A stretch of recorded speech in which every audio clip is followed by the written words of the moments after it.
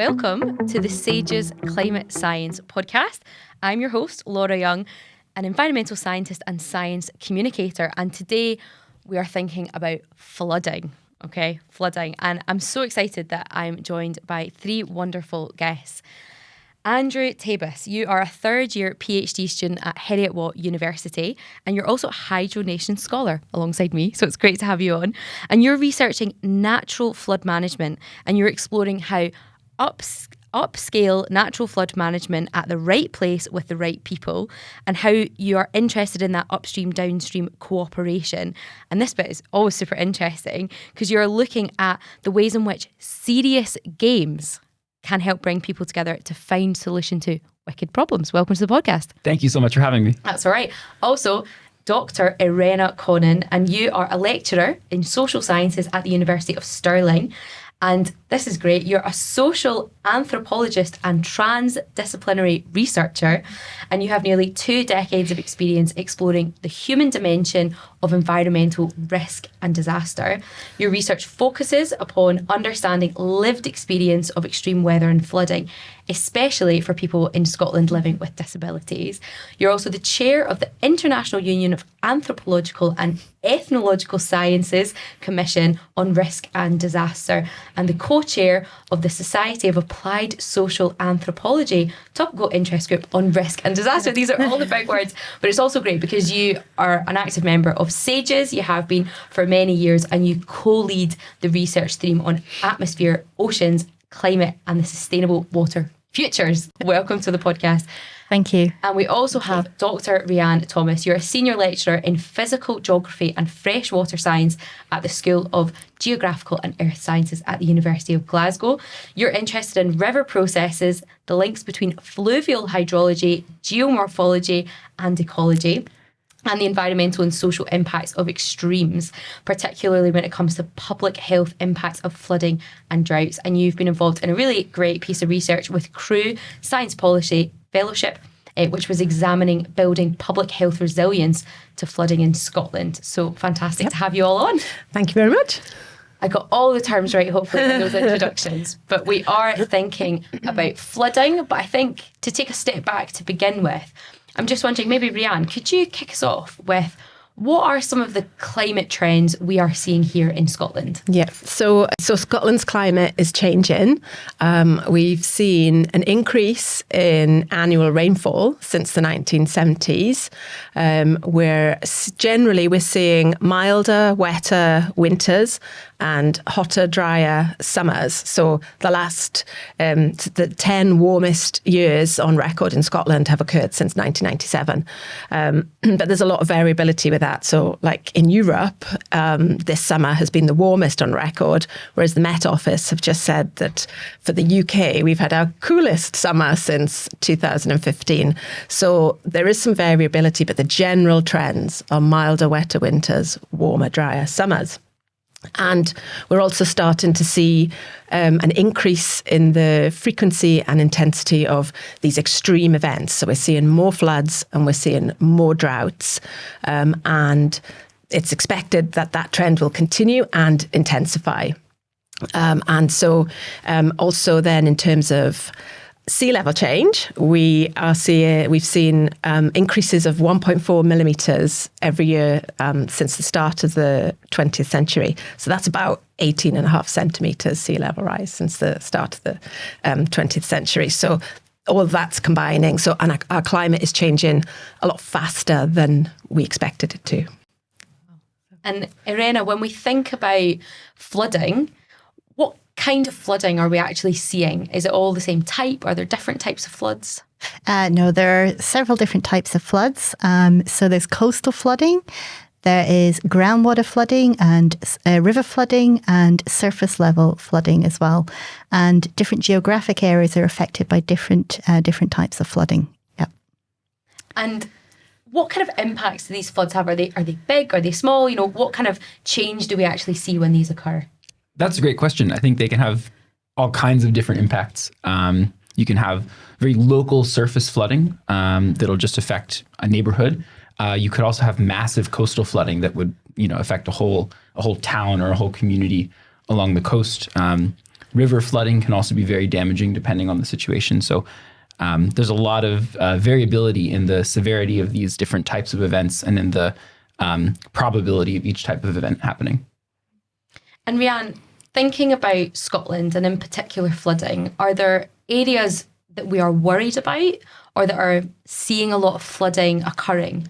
Yeah, I mean, I guess if you're thinking about coastal flooding, of course, that's obviously going to be more likely on our coast. About 40% of our population live on the coast, so they're particularly vulnerable to coastal flooding. And then in terms of fluvial flooding, places on the west coast and the east coast, I think, are vulnerable to flooding. Aberdeenshire, the border, Stirling, for example, have experienced floods.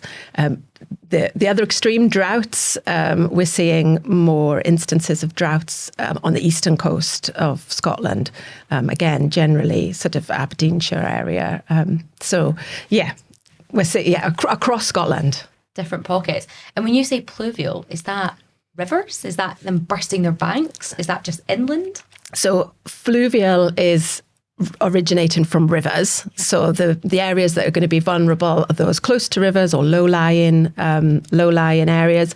Pluvial refers to surface water flooding. So that could be in urban or rural areas. And that's basically where either the ground is so saturated already with water that it can't infiltrate any more water, so you're going to get surface water flooding. Or in urban areas, say you've got impermeable surfaces like concrete and tarmac, so you can't, the ground can't infiltrate any water. So. Yeah, just to say about, where the risks are from flooding as well. So river flooding actually affects the greatest number of properties in Scotland, according to some of the reports that were done in the last couple of years as well. In terms of, I think, the number of data zones affected, I think over half are affected by the risk of at least one type of flooding as well. And it's surface water flooding that I think the majority of data zones which are affected by flooding are at risk from too. Also, when talking about the changes to flooding, increasing frequency and intensity, one of the things we're seeing now is what we might call increased flood compression, which is where you get a flood event followed by another flood event, or increasing intensity of storms, whereas, in terms of the social impacts, people haven't yet had the chance to recover from one episode of flooding before going into another one. And that's, what we call compression, or extreme weather compression. In terms of when you have surface flooding as well, and you get flooding when the drains can't cope with the capacity to drain away the water as well, you can also that gets mixed in with sewer water that can pose a risk of contamination. And you can have a cascading event then too, where there's a lot of risks from that as well. Again, also with erosion, and in flooding, you have increased risks of landslides as well. And then with ground saturation, in the soil, if you have areas of soil that are affected by contaminants or pollutants in any way, there's a lot of studies that suggest that when you have increased flooding, you can get runoff of these pollutants, which poses a risk of contamination. Also, some recent studies have suggested that the increased rainfall actually changes the chemical properties of a lot of these contaminants too, which some cases can make them less of a risk, in some cases more. So these are what we call some of the cascading impacts of flooding that can have quite potentially serious consequences for humans and for animals as well. And SEPA's just linked to that. SEPA is the Scottish Environment Protection Agency. So they did a national flood risk assessment in 2018, and they found that 1 in 11 homes and 1 in 7 businesses are at risk of either pluvial, or coastal flooding across Scotland. So and that's increasing, and the number of residential places that are experiencing flooding for the first time are increasing. I'm glad you mentioned SEPA, because they have a really interesting site called the SEPA Flood Risk Maps. Yep. And you can go in, I did this a couple of months ago, you type in your address and it actually shows you for each type of flooding whether you're at risk. And I think it's a really good way to make these things feel concrete and personal instead of kind of abstract. Yeah. And I think they show as well, like whether it's high risk, medium or low risk, which is really helpful for you to, if you're thinking of moving to an area and you want to know the flood risk. And Absolutely. Yeah. And I think as well, something that in terms of places that are affected, I think the place that's most affected by the greatest flood risk is in Falkirk and Stirling, followed by the Borders, Orkney, and some areas of Western Bartonshire. But all around, across all the data zones in Scotland, there are pockets where the risk is substantial. And of course, that risk is increasing as the climate is changing as well. And I think definitely the social and human aspect of this is something that we are learning a lot more about. Even when you were talking, Irena, about pollutants, I like to swim outside if I can. And that is something that we've begun to think about, is what has been the weather in the last few days, and does that mean I choose to go or not to go because the water might be full of stuff that you don't want to be ingesting. Yeah, I think we often think about the environmental and the economic impacts of flooding, which are really complex. But I think we do now more than ever have to start thinking about the health impacts of these extreme events, which, rising temperatures is one, rising sea levels, but floods and droughts, the extreme events are key.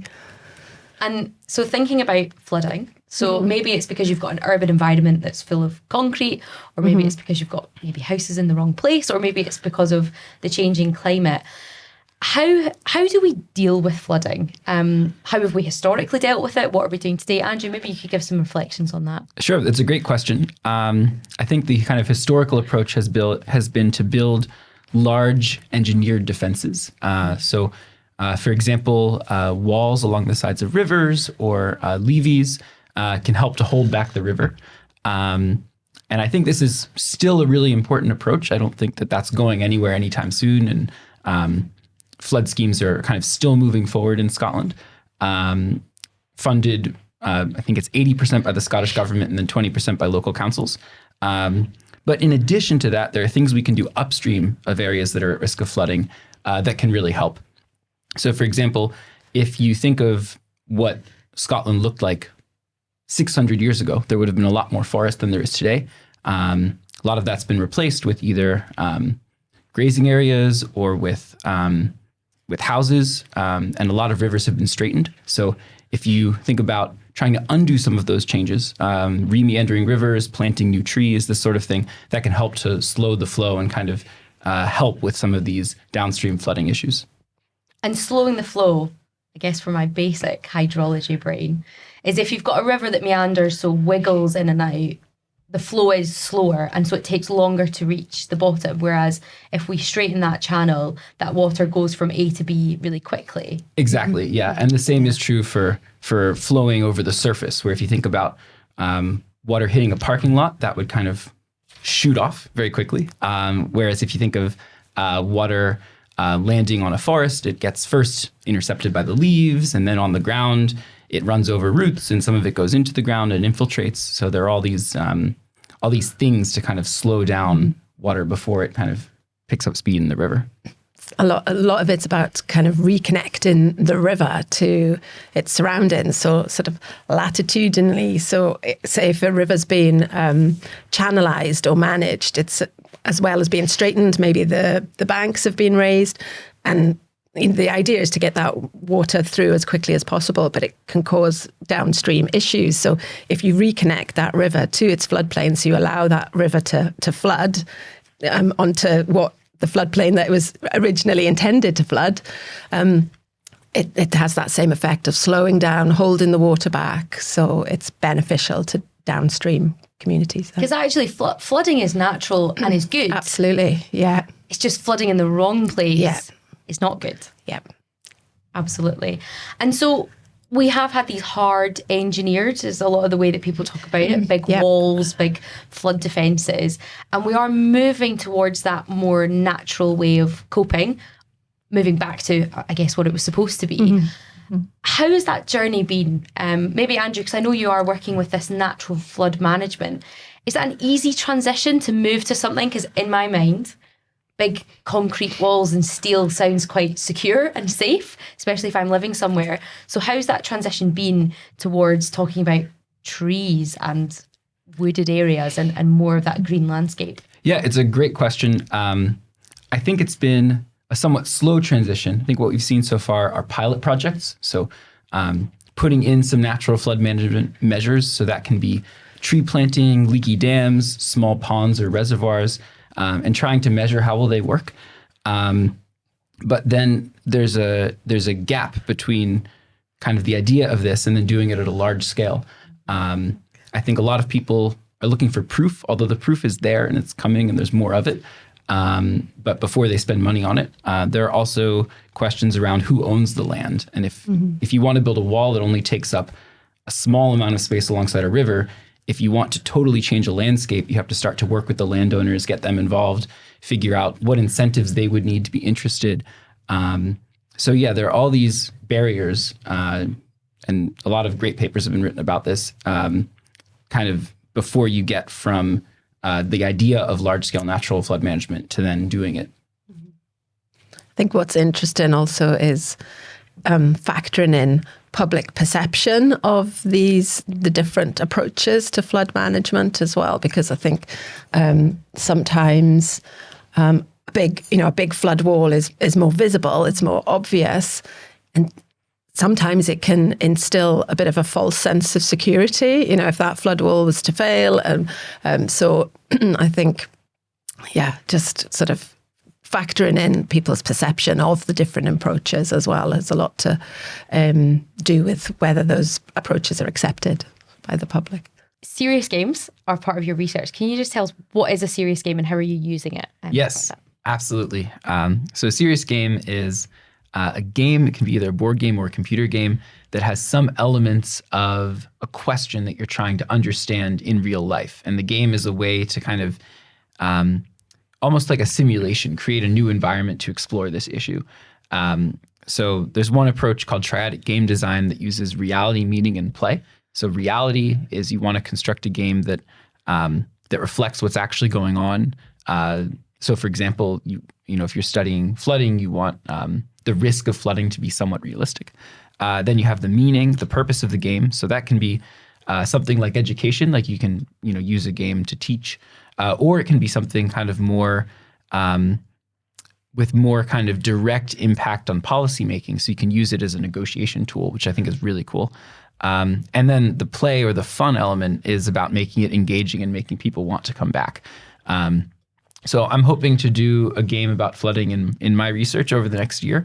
I'm really looking forward to it. I think it's going to be a cool project and a good way to really learn the nuts and bolts of how people cooperate and how the different organizations work together and what all the different roles are, because I think you have to explore and unpack these things in order to make a game. There's a lot of great research out there about this. Just to name a few, the Red Cross Climate Center has some amazing games about flood risk and drought risk and other things. The UN has gotten involved in serious gaming. A lot of researchers have done this. Some Scottish researchers, some in Switzerland also. It's just an exciting area and a good way to kind of explore these issues. And I think that's important, right? It's also just getting people around a table and Absolutely. being able to have that. I think half the battle is just getting people to showing up yourself and then getting people to show up and then just see what happens. Yeah.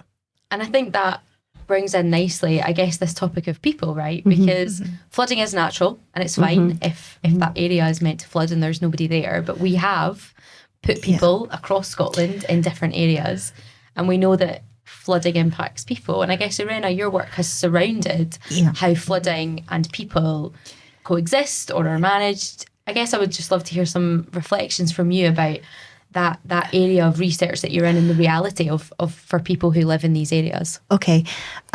So in terms of, and this also relates to what Andrew was saying before as well, about how flooding has been traditionally managed in areas as well, in terms of that impact it has for people and people's lives. So the flood adaptation responses are about damage limitation and trying to prevent the trauma and all the damage and the loss that flooding can have for people and their lives, a lot of disruption. And it can be very, very traumatic. It can have physical health impacts, also a lot of mental health impacts, which are increasingly being acknowledged more and more as well in the research too. And in terms of the responses as well, the official response is very much a coordinated response as well, with all the various institutions throughout Scotland, supported also by the voluntary sector as well, and by communities. Now, traditionally, when there's been a flood or extreme weather event, in the small communities, particularly in rural communities themselves, the responses relied on informal networks, informal social networks to help support one another, very much, at the local community level, and also relying on local knowledge of which areas are going to flood, knowledge of which roads are most likely to get blocked, and knowledge of who lives at the other end of the road who may be in need of help as well. So very much informal, but based on local knowledge that was embedded in place as well. And increasingly, through the community resilience initiatives, for example, we have had almost like a formalization of these informal networks where this local knowledge has been used to create plans to help support the emergency services, to manage the impacts of flooding and reduce some of the risks that it has for people in these areas too. In terms of supporting people who'd be considered vulnerable. So it could be through age or through disability, or through being more marginalised in society, not having the connections, or in some cases a local knowledge of who to turn to for support. We've got more emphasis being given to prioritising those who may be in need to help coordinate support as well, and also identifying areas where there is higher risk of exposure combined with higher levels of social vulnerability, which is a flood disadvantage in mapping. So looking at these areas to identify where resources would be most likely required for that. Yeah. And I think it is, so important to understand how flooding interacts with people. Even in my own research, I'm looking at transient populations, people who don't always have that deep-rooted sense of community, and they don't know where to go for information or how to find out what to do in the event of a flood.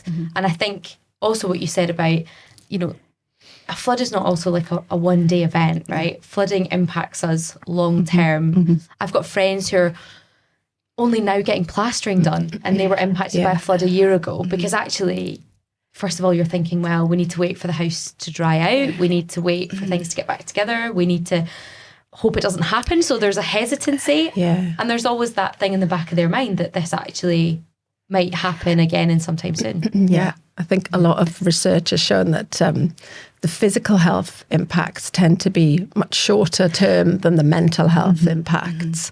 And those can be direct, sort of linked to post-traumatic stress from experiencing the trauma of a flood, but also indirect, just knowledge of somebody else flooding, friends and family flooding, and just that sort of feeling of uncertainty, and and that can be linked to things like anxiety and depression, and and to the extreme in terms of an increase in thoughts of suicidal behaviour and things like that. So there's also a sort of psychosocial impact of flooding as well, which is sort of linked more to communities and thinking about concepts like eco-anxiety, which are sort of newer emerging concepts. Yeah, as a concept, certainly newer, but again, linked to the mental health impact. So this idea that you can have more of a indirect as well as direct impact in terms of the trauma. One of the things that keeps coming out in the research I've been doing as well, especially for people who are living in areas who are exposed to either flooding at a much greater intensity than previously, or people who are new in an area and have experienced a flood for the first time, is that constant memory of the threat keeps, coming back. Any elsewhere report that there's a flood, it's very triggering for people. But also, and this actually has a name, it's a big name, it's called ontological insecurity. And what this means is about where people, their assumptions or their values or their sense of place and how their identities are linked to places are threatened by floods. And by that, what I mean is that where you have people who are who have always wanted to live in the countryside, have felt being, part of the countryside, or, this is where they want to be, no longer trusting the environment, or no longer trusting in many cases that they'll get the help and support that previously they took for granted. So it's like a disruption to assumptions that we have about each other and about the environment that we do take for granted. Yes. And there's lots of secondary stresses as well that can contribute to mental health impacts, like issues sought in insurance, and if access to healthcare is disrupted. So there's a whole list of other secondary stresses that can add to these health impacts. And I think as well, there's a strong gender dynamic to that as well, especially where in Scotland, you could say in many cases, it's part of people will refer to it as being part of their identity, especially in some of the more remote areas, of being able to cope with extreme weather events and having the knowledge to do so.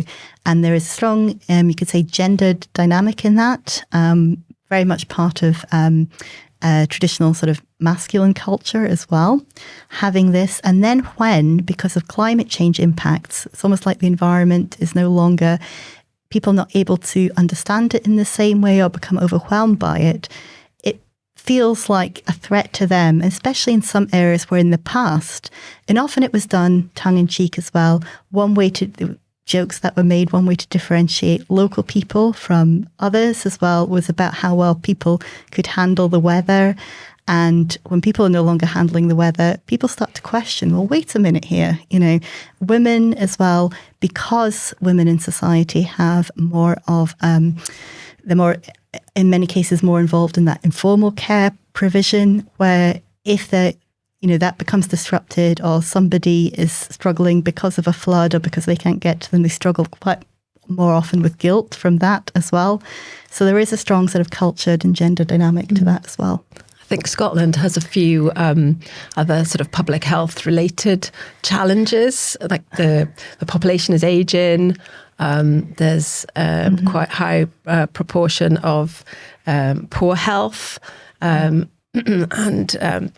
so I think all those, the population is remote. A lot of populations are remote and rural, as you mentioned. So I think all those combining make particular issues for Scotland dealing with these extreme events.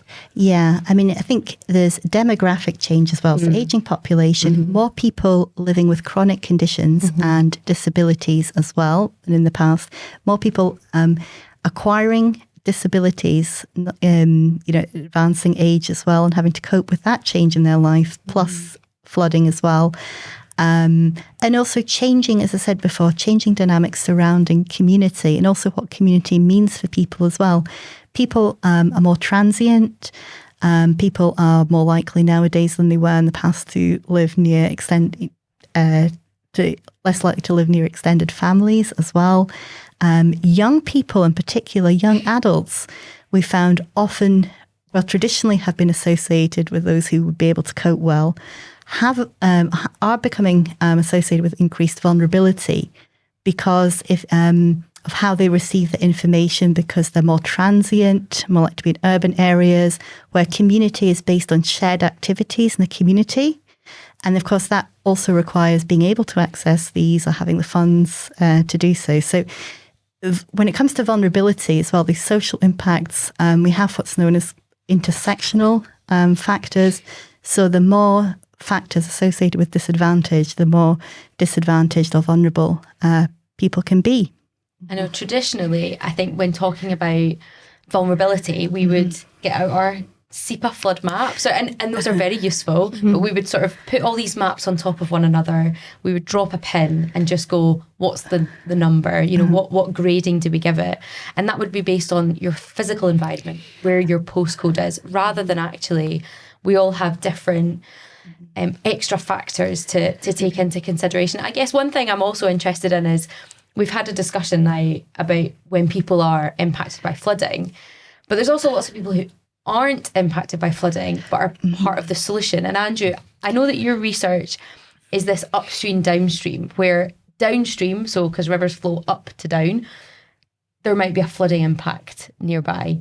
And actually the solution could be something that's needed upstream where people don't necessarily see that impact. What are you seeing play out in that dynamic there? Yeah, absolutely. I think this is a really interesting example of the ways that local councils can and should and sometimes do work together. If you have a downstream area with a flood risk, upstream, there are all kinds of actions you can do. So like we talked about before, natural flood management, maybe some bigger things like building new reservoirs or ponds, all these kinds of changes you can make. But you need coordination between the two. And you need people who live upstream to be willing to change the behavior, recognize that they can be part of the solution. In a way, I think it's like a lot of environment or climate change type debates where, like with flying, for example, if everybody flew less, it would be a big benefit, but people need to kind of recognize that that need. And I think with natural flood management or flood management in general, it's the same way, where if you can get people to do something in a coordinated way, turf gardens is another good one. If when you turf over your garden, that will increase runoff. So kind of if there could be a more coordinated way to replace that with more natural services, that could also have a benefit at a larger scale. And actually at the different scales with the different types of flooding, that can play out really well, because if you've got a catchment, so all of the tributaries, all the little streams that flow into the river, that huge area, you might need an upstream downstream collaboration. But if you've got a street that's heavily impacted by surface flooding, actually it does matter what your neighbour's doing and what their neighbour's doing and what their neighbour's doing, because all of you on that little street are like a mini catchment. And so you do need that collaboration to say, well, if you do that, that puts the problem further down and that's going to impact whoever it is at the bottom of the street. So thinking about what people can do in the face of flooding, what are some of the things that we could be getting involved with to help mitigate maybe some floods or adapt? Yeah, that's a great question. So there's a whole scale of actions that people can take at the individual household or community scale. There's a lot of great things you can do. One of them is building a rain garden. So just to talk a bit about what that is, a rain garden is a lower area than the rest of your back garden that has plants that really thrive in water-rich environments. So the way you build one of these, I actually did this a few years ago. You build a channel taking water either from a driveway or tarmac or your roof, and you kind of direct it towards the area that you want the rain garden to be in. And then you dig out the existing soil and replace it with a mixture of soil and sand. And then on top of that, you can put plants like irises and tall grasses and things that really thrive in water-rich environments. And then you keep the kind of top layer of that still a good bit below the rest of the surface of the ground around it. And that way it collects water. And it takes about a day or so to drain after a rain event. And it's a really great project for schools to do or for businesses to do out back. Just a great way to improve your local environment. It's good for pollinators. But then also thinking about a spectrum of actions up to national level. You can organize people, you can vote, you can get involved in policy making if you're interested, go to consultation events. Tons of ways to kind of augment or amplify these environmental issues and try to start to manage flood risk in these kind of national ways as well. I know, I think that's important because we do often talk about catchment scale initiatives, but even just a few small changes to a neighbourhood can make a big difference to that surface flooding. Absolutely, yeah. And to local water quality as well, which is something we'll talk about a bit, or we talked about a bit earlier, yeah. Thinking about the journey of a raindrop, rain, we get a lot of it in Scotland and it lands. It might land on a tree, on a bush, on some grass or a bit of concrete.